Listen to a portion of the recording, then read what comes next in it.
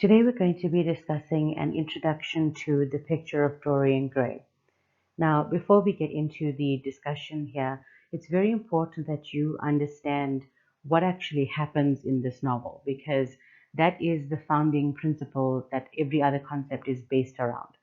And the key element of this novel revolves around the character Dorian Gray himself. And so Dorian starts off as this beautiful, pure, wonderful young man, and he essentially makes a deal with the devil where his soul is transferred into the picture of him, into the painting. And so all his heinous acts, all his terrible behavior, all the awful things that he does, the morally repugnant things that he does, after that point, they don't show on him because his soul is in the painting. So all those bad things show up on the painting. And if you look at the picture that's in front of you right now, you will see it's a movie poster, and it really does identify the shift that happens quite well. On the one side, it's this young man with very beautifully clear skin, looking for all intents and purposes normal.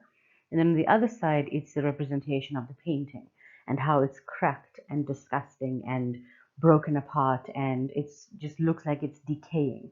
And that decay represents Dorian's moral decay. So that, like I said, is the founding principle of this novel, that he makes this wish, he expresses this desire for his soul to be transferred or given away and not affect his actual physical appearance, and that is what happens. But as with any deal with the devil, there's always a price to pay. And that's where this novel is taking us to. But before we get into the content of the novel, of course, we have to discuss the other founding principles which inform this novel. And that's what we're going to do today. Now we're going to get into characteristics of a Gothic novel. And again, before we get into the specifics regarding Dorian Gray and before we get into the specifics of what is a Gothic novel, it's important that you understand that these characteristics that I'm about to discuss are the traditional genre. Now, the Picture of Dorian Gray exists within these parameters, but it's not always as obvious. And I'm going to go into that as we discuss each thing. So first of all, when we're looking at strange places, now it's very common in Gothic literature for the story to be set in a strange situation. So it could be somewhere that is, it's just other, it's somewhere different, it's somewhere that is not normal. It's also a place very often where is an air of something being quite threatening or maybe even violent. It is a place that is, like a haunted house, or it could be a place that's, some sort of vampire castle like in Dracula. It's a story where it's just this old, eerie, weird place that is, maybe even like a scientist's lab like in Frankenstein. It could be a prison in which everything is just kind of dark and creepy and threatening, and that's the aura of Gothic literature. Now, where Dorian Gray is different is that it is not set in a creepy old mansion or in some sort of dark prison somewhere. This novel is set in Victorian era England. It's set in a world where rich people spend their days going around watching theatre shows and having lunch with each other and going to parties. It's a very common representation of Victorian society, and that's what this is. So the location of the story, the setting of the story, is not in itself strange, but the strangeness comes in. The aura of something being threatening or dangerous comes in to Dorian himself. So Dorian is the place and the painting really is the space in which the strangeness occurs. And it's important to remember that. So it's don't look for a haunted house because you're not going to find it, but the strangeness is there in the fact that Dorian essentially makes that deal with the devil, and his soul is transitioned and transformed and transferred into a painting. So there's the strangeness that comes in there. Now, in terms of the time period, we don't really know too much about the time period in terms of what the story tells us, beyond the fact that it's the Victorian era and it is, just kind of a representation of normal Victorian society. However, it's important to note that Gothic literature takes place at times of transition, where there's social change or people's mindsets are shifting or something is going on where there's a shift in thought. or even action.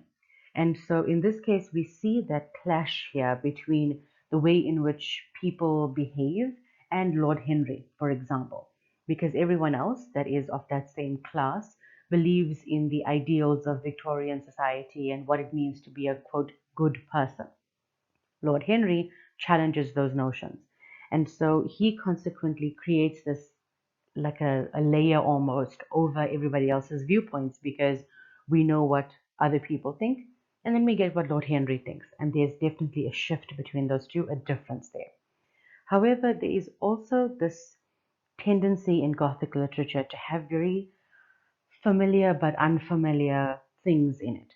And so, for example, in this particular novel, we see what looks, like I said, like a normal society, but then with Dorian's soul transferring into the painting, it gives him a license to go around doing whatever he pleases, facing no consequences. And so the idea of people doing whatever they want is not unusual. There are selfish people in the world. There are people who do what they want, irrespective. It's that's not itself unusual. However, the element of having no consequence is unique. The fact that he gets to stay eternally young and beautiful while his soul is decaying in that painting is where we see a very clashing viewpoint between what is right and action and consequence, basically. Another very pivotal theme in Gothic literature, or characteristic of Gothic literature, is the theme of power and constraint. Now, when we're looking at this, we're looking in very traditional Gothic novels, there would be a very obvious power imbalance, and maybe one person would be controlling another. So, for example, for those of you who know the story of Dr. Jekyll and Mr. Hyde, that would be an example of a Gothic novel where there's a battle waging for power and for dominance between the two sides of his personality. In terms of Frankenstein, if you know that story, we've got the creator and then the created, the monster, and kind of forced actions and things being taken there and somebody being compelled to do something. Now, in Dorian Gray, it is not so obvious, but it's very clearly there. So first and foremost, of course, there's the element of power between those who have and those who have not in Victorian society. There are very, very wealthy people like Lord Henry and his uncle and the Duchess and all the people they hang out with, and Dorian himself, of course. And then there's the have-nots, like the people that we encounter when Sybil Vane comes into the picture, or just people like the people who are existing later on in the story, the darker it gets, we very often see these moments where the underworld kind of comes into Dorian's world, and it's very clear that there's a gap in that society. So there's a power imbalance there. But in terms of Dorian himself, there's a very, very distinct and clear power imbalance between him and Lord Henry.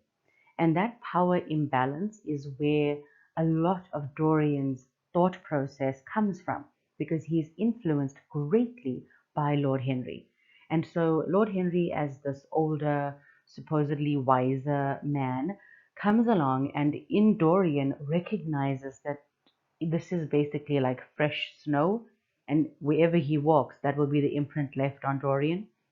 And so instead of using that power responsibly, Lord Henry chooses to actively manipulate Dorian and make him think thoughts that he did not think before. So, for example, the fact that he tells Dorian he is so beautiful and that he is and should not be concerned with philanthropy and doing good things while he's young and beautiful, he should focus on a life of pleasure. That does not bode well for Dorian and his personality or his character development, because it turns him towards aestheticism and hedonism in a negative sense.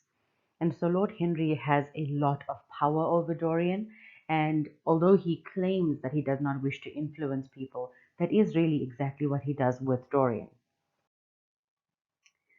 Now, this concept of terror versus horror, it is there's a line between these two. Like, horrific things can be terrifying, but something that is scary doesn't necessarily have to be horrific. So it's a fine line here. And so the basic difference is that terror is concerned with a more psychological impact of being afraid and being full of dread. And this then helps us recognize our limitations, and it helps us see ourselves as human beings within this very terrifying experience. So something can be scary, but it can also end up being morally uplifting. It suggests at horrific things happening, but it can also be used as a way to show you what is out there and how you can exist within this terrifying space as a better person. Horror, on the other hand, and we're talking about proper horror as a genre, not like these terrible fake horror movies that are very often caricatures of horror. True horror, the literature genre, focuses on the actual horrific object or event, and it ends up damaging the reader or the viewer if it's a movie. Or, it's that basic experience of plunging you into something horrific to make you altered in some way. It provokes this visceral reaction in you, and it makes you feel afraid. It makes you feel pure fear, and that's it. It's just limiting rather than any upliftment happening there. Now, in this particular story, we don't really have overt elements of either one.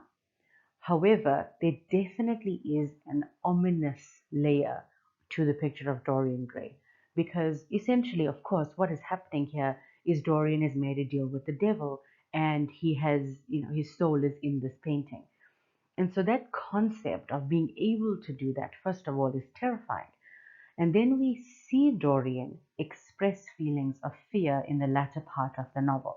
And that fear manifests itself in different ways, but there's a very distinct shift in his mindset from being someone who has a, don't care attitude and is going to just pursue pleasure at all costs, to someone who is very afraid of being found out, who is afraid of the consequences of his actions, and who's afraid of being punished for his actions. In fact, he spends a lot of time avoiding consequence.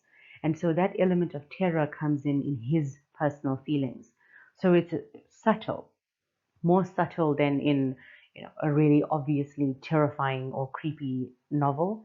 But that element of psychological warfare basically is happening in Dorian Gray, and it allows us to see human limitations. And so that it's more of a character study and a psychological study than anything else. Now, in terms of this concept of doubt, in terms of the Gothic literature, the genre, and the Gothic world itself, that's where it kind of links back to the place of transition. When you're in a place of transition, you inevitably will have doubt. You are having doubts about the way things are, and so you want to change them in the way going forward. And so something here in this novel in particular, the doubt is relating to the supernatural and the spiritual. Now, we as a society there's different people who believe different things, of course. Some people believe in ghosts and witches and fairies and all sorts of things that are supernatural existing as a fact. Some people believe that that is a fact. And other people believe that there's no such thing, and there's no way you can say that ghosts and, supernatural beings exist because there's no proof of it. And so we have these two schools of thought. And this novel kind of plays into that because it's hinted at, this whole deal with the devil concept. We don't really see the mechanics of it. Dorian expresses this wish for his soul to be, put into the painting, and he expresses the wish for the painting to age and to get ugly and horrific, and for him to stay young and beautiful. And so we don't really get to see like him. He doesn't sit there and sign a deal with the actual devil. There's this doubt here between what's actually going on and what's happening. And so with Dorian as well, his existence creates doubt in the minds of people around him, because everyone around him is aging and showing the signs of their lives and the impact of what they've done on their faces and their bodies, but Dorian stays young and beautiful looking. And it is, this concept of what's actually happening here, what's going on here, these questions that come up and they don't have any answers. And so it really does conflict with this idea of having a religious faith, because in a way, having a religious faith also it kind of lays the foundation for you to believe something in the absence of evidence. And so if you believe something purely on faith, then you are more likely to believe other concepts.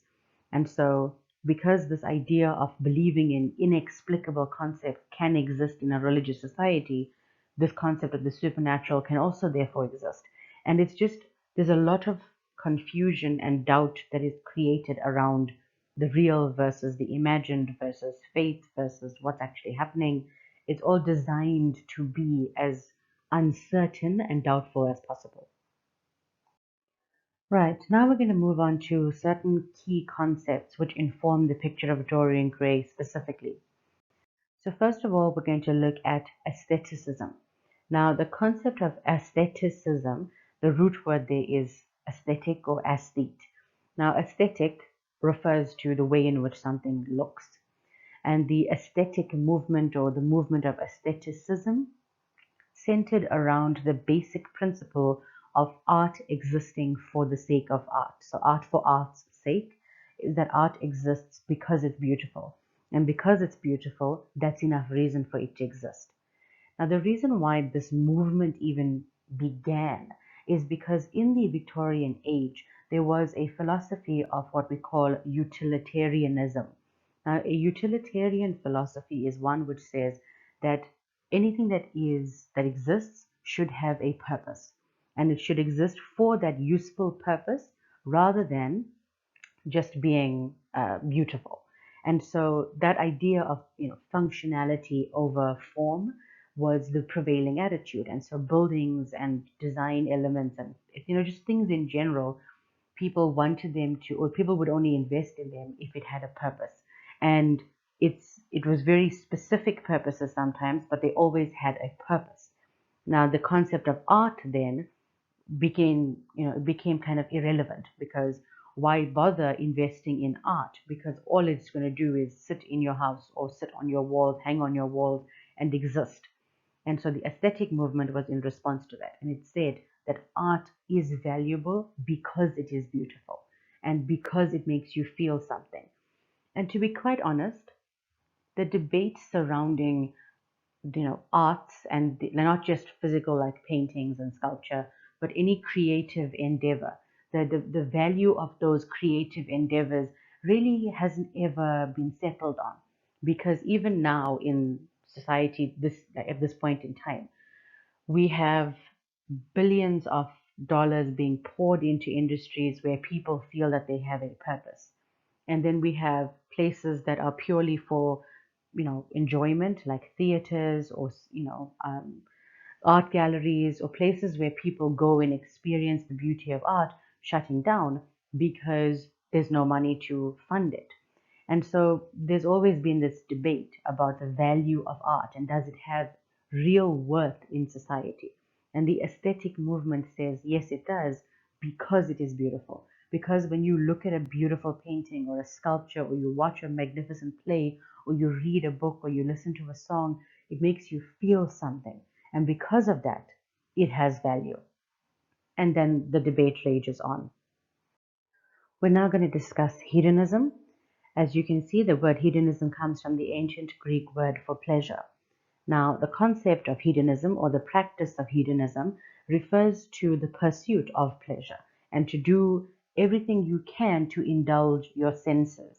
And now you've got 5 senses, and so there's a variety of things that indulge those senses, and there are certain things that don't. And so a person who is hedonistic will only pursue or only assign value to things that pleasure their senses. Now, this idea of hedonism it's a theory which believes that pursuing pleasure is the proper aim of human life. That doing things that give you pleasure, that's the purpose of life. And anything else is to be disregarded. Now, there's two sort of viewpoints to work on here.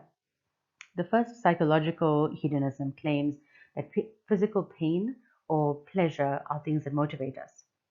Well, I suppose physical and emotional pain or pleasure. Those are two things which motivate us in one way or the other. So if something gives you pleasure, you'll want to keep on doing it. If something causes you pain, you'll want to stop doing it. Or you'll want to make a change to stop the pain from happening. And so those are two concepts which discuss why we do things. That we want to do it because it makes us feel pleasure and feel happy, and we don't want to do something else because it makes us feel pain. And so those two offshoots of this idea is psychological hedonism.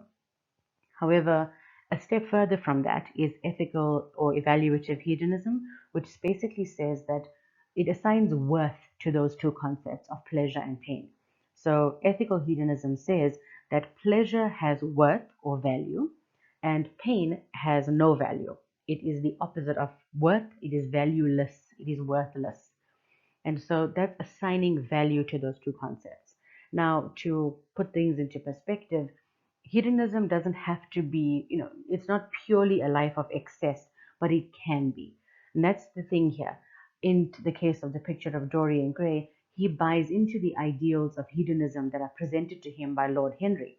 And who wouldn't want to live a life where all you think about is making yourself feel pleasure and doing what you want to do and indulging your senses?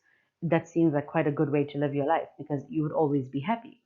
But it can be taken too far, because if you live your life as a hedonist in the like at 100%, then what you're doing is you're putting yourself above everybody else. And so what you want and what you value and what is important to you or what makes you feel pleasure, that's what you pursue. And anything else is disregarded and cast by the wayside. And consequently, anyone else or any person that does not bring you pleasure or give you pleasure with their company, you throw away. And if you think about Dorian, that is exactly what he does to people. He finds pleasure in being around Lord Henry. It's a curious pleasure. He doesn't quite understand it. He doesn't understand Lord Henry, but he is in awe of the man. And because he is in awe of him, he wants to be around him. And so he keeps Lord Henry in his life. He looks up to him. But then with Basil Hallward, for example, Dorian tires of Basil. Basil does not bring him pleasure and joy in his life. And so he disregards Basil, throws him away. In terms of the various romantic entanglements that Dorian gets into, starting with Sybil Vane and then going on to all the other more deviant behavior.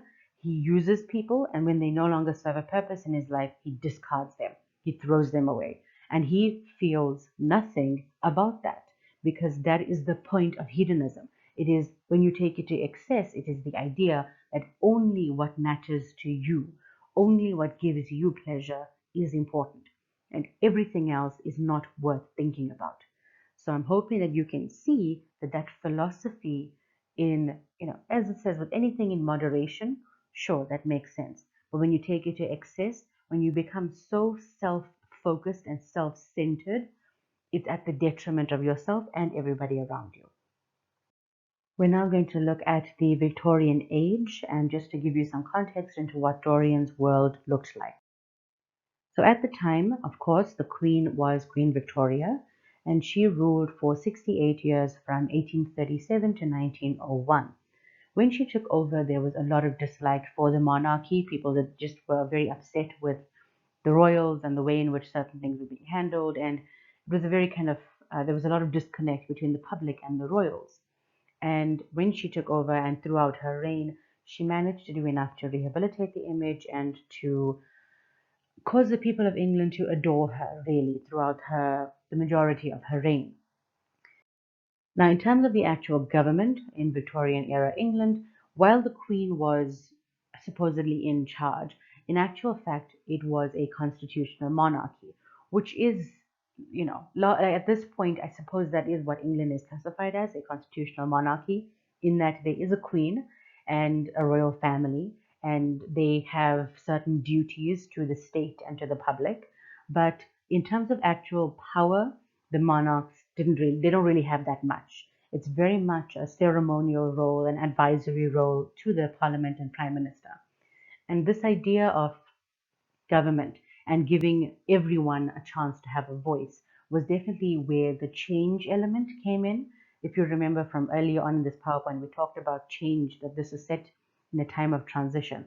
And so while it was established already that it was a constitutional monarchy, people were still getting adjusted to the idea of democratic society and having a prime minister instead of the queen or king making all the rules. So it was a period of change in terms of government, rather than anything else. But that mindset shift is what people were working with at this point. Now, this concept, ethics and morality in the Victorian age, is very important to understand because the Victorians were quite a Puritan society. Because the church had such an influence over the society as a whole and the daily lives of people. And so Victorian morality is based on a set of principles which govern how you behave. It's very restrained, very strict, and the rules were very, very rigid. It was kind of very stern and very intolerant of anyone who stepped outside the norm and who did things that were seen as wrong. Some examples of Victorian morality. First of all, as you can see, top of this list is the phrase sexual propriety. Now, propriety means that you behave in a proper manner. There is a certain set of standards and rules which govern people's behavior, and if you conform to those, then you were seen as okay, and if you went against those rules, you were seen as deviant and as a problem, and you were punished. So, for example, of course, the set of rules said that sexual relationships should only exist between men and women within the bounds of marriage. People who did not follow that rule were seen as deviant and looked down upon. People who felt same sex attraction were punished by law in a lot of cases. And that included Oscar Wilde himself, which is one of the reasons why Basil and Dorian's relationship is so complicated and why it's hinted at that Dorian has both male and female partners because that was something that Oscar Wilde lived through and experienced and he wanted to bring it into the novel. But Victorian era England was very strict on how people should behave in that situation. Then there are other concepts such as hard work, honesty, and thrift, which basically relate to how people should live their lives and go about their day to day existence. The next point that is quite major is the sense of duty and responsibility towards the less fortunate. That is brought about very clearly in Dorian Gray at the beginning of the novel, where Dorian is, described by Basil as being a young man who's very interested in charity and doing good and helping people. And Lord Henry tells him that he shouldn't be ridiculous and focus on charity. He should focus rather on hedonism and pursuing pleasure because he's such a young, beautiful man. He should focus in on that. And Dorian's beauty is seen as a reason for him not to worry about other people because it gives him a free pass in Lord Henry's mind to pursue pleasure at all costs. Then the next point, religion, morality, and elitist thinking, the concept of industrialization, all of those are facets of Victorian era morality. And because of those things that wove themselves through Victorian society, it changed the way in which people interacted with each other and whether they were the same class or different classes. And so this concept of a class-based society is also something that needs to be discussed. So, first of all, of course, we have the upper class, which is people like Lord Henry, his uncle that we see at one point, Dorian's family, his grandfather, the Duchess. Their circle basically are quite wealthy, and they would be the upper class. And it was not only made up of royalty, but definitely royalty and nobility. So families that were seen as special, as different, as noble, as royal. They received land, they received titles, like Lord Henry, for example. His title of Lord is one that he inherited. Dorian will inherit a title from his grandfather. It's those concepts of inheritance and generational wealth that allows people to be a part of the upper class. It was really an accident of birth more than anything else. Then there's the middle class doesn't really exist as we know it today because now we have a very clear line between very rich and very poor, and that's the middle class. But that's today's society. At the time in Victorian England, the middle class didn't exist. What we would class as someone who was in a middle class profession was really still classed as a lower class society member, it's just maybe on the upper levels of the lower class. And so that poverty stricken sector of Victorian society, they were kind of disregarded by the upper class. They were never really thought about beyond the performative acts of charity, like the playing music for people in Whitechapel.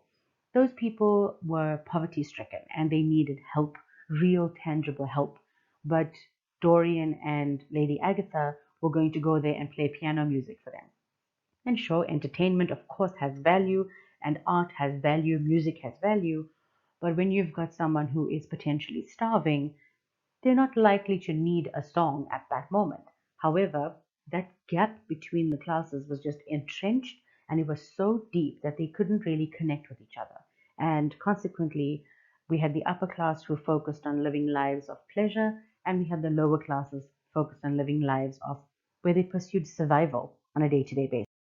As I have mentioned before, a key factor of Victorian England was the aspect of change, and that aspect of upheaval and transition was something that really identified this time period in history. And so, with regards to what we're talking about here, we're really looking at it was an interrogation and a questioning of everything that was seen as valuable and sacred or truthful and kind of immovable concepts in the past was interrogated. And if you think about the world we're living in right now, we are currently going through a time of change and upheaval where, and we have been for a while because change doesn't happen overnight, but it's been a slow shift in which concepts that were seen as fact are now being interrogated and being discussed and being evaluated, and people are asking questions. And why is this so? Why does this have to be this way? Why can we not make it better? Why can we not change it? And so those concepts and discussions and changes are necessary in any society, and it did happen a lot in Victorian England. It was quite a pivotal part of life at the time in that era. In relation to the class divide that existed during Victorian England and in that time period, it is it's interesting to note that despite this interrogation of beliefs and the monarchy's standing in society being improved and people adoring the queen, it was also under her reign that the gap between the haves and have-nots actually widened quite significantly, because the wealthy got wealthier and the poor got poorer. And it is very telling that she ruled during the time of the industrialization of England, really. And consequently, with industrialization, just as we're seeing now with technological advancement, when there is such industrialization of society, or advancement of society, there is an inevitable cost that has to be paid. And the cost is in the jobs of people who used to do those jobs, and their financial stability is negatively affected by industrialization because they get replaced. I mean, if your job was to screw the caps of toothpastes onto toothpaste tubes because that was what they needed people for, and then they developed a machine to do that, you would lose your job, and therefore you would be out of work and impoverished. And so this industrialization happened under England, under Queen Victoria's rule in England. And so it was seen overall as a moment of positivity and good change that happened. However, there were people who were negatively affected. And in particular, because England went from a cottage-based industry, kind of agrarian industry, to an industrial one, there were farmers and peasants who had to migrate from the countryside to the cities to seek work in these new factories. And so we have this shift that exists in the demographics and where people live. Now, with regards to this pursuit of industrialization and the resulting wealth that was generated by improving production, that wealth generation really benefited the new middle class that rose in the latter part of the 19th century, because that new middle class saw themselves as one just a tiny bit below the nobles, and they kind of were new money, and they wanted to aspire to that level of nobility and aristocracy that existed in England before the Victorian age and before industrialization. And so while these people were in the now pursuit of industrialization, the pursuit of wealth, the pursuit of knowledge, there was also consequently a new revelation, or I guess a new revelation, of Darwinism, or scientific theory that supported the idea of evolution. So when Charles Darwin came along with his theories of evolution, it really upset the dynamic in Victorian England even further, and it caused a great shift in mindset. And so this is all of these factors that we've just discussed: the industrialization, the class changes, the rural urban migration, the wealth generation, Darwin's theories. All of these are just tiny little snippets of the changes that were occurring in Victorian society. And because of this time of upheaval, it is fitting that the novel is set in this time. Because with Dorian, he also undergoes a great deal of upheaval in his personal life, in his personal morality. He becomes someone that he would not have recognized at age 18. He turns into something that he couldn't even have envisioned before Lord Henry came into his world. So change and transition is a very key part of this novel. So those changes, that demographic shift that we saw, it wasn't just, theoretical, because people physically left areas to move to other areas. And so because of that physical movement, it caused a great sort of urban sprawl to exist in cities. And so this is obviously where Dorian Gray is set, in the city of London. And because of this movement, the cities were not built to cater for a mass influx of people, but that is exactly what happened.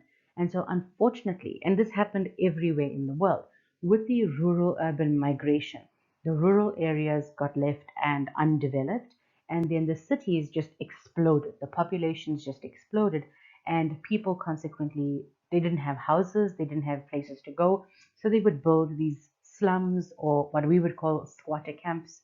Um, and this became the norm. And unfortunately, that is the norm in major cities all over the world. You have people who go to those cities seeking wealth and seeking better lives, and unfortunately, it doesn't always work out for everyone. And sometimes people end up living in impoverished conditions that were maybe worse than they had in the rural communities. But the lure of the city is that it holds the chance for a better life. Now, why this is relevant is because in Dorian Gray, yes, we do exist a lot in Dorian's world of rich, upper class, snooty people, but Dorian, in his pursuit of hedonism and pleasure, also goes and dabbles in some rather dodgy things, and he goes to some very, very sketchy areas. For example, when he goes to the opium den, like he's going there to take drugs, and so that is a section of the city which is definitely impoverished and seedy and seen as less than the upper class areas, but that's where you went to indulge in these more depraved acts or deviant acts that you might want to pursue. As a final point of this introduction, everything that I have mentioned today, all of the aspects that I have discussed, whether it was the Victorian age itself, the concept of aestheticism, hedonism, the mindset shifts, the class society, the scientific development, industrialization, the moral compass that was being wavered upon and was very strict and moved to something else, all of those shifts in mindset that I talked about had an impact on literature. It's inevitable because literature is in itself, literature and art, they are either speculative, in which they are discussing the life that we're going to live, or they are reflective, in which they reflect the life and the world that we live in currently. So it's understandable that these changes, these massive social changes, would have an impact on literature because it's inevitable. They go hand in hand. There's an intersectionality there. And so with Oscar Wilde in particular, he used Dorian Gray, or the picture of Dorian Gray, as a means of reflecting all of these aspects of Victorian society, the changes that were undergoing, the thought processes that were shifting. And he did that using the characters, the themes, the events, the experiences in order to prove the point, or to discuss the point of change in the society and the potential consequences of buying in to the more self-fulfilling, selfish desires of humankind. And so Dorian represents the best of us initially and the worst of us by the end of it. And at the end of the novel, he pays the ultimate price.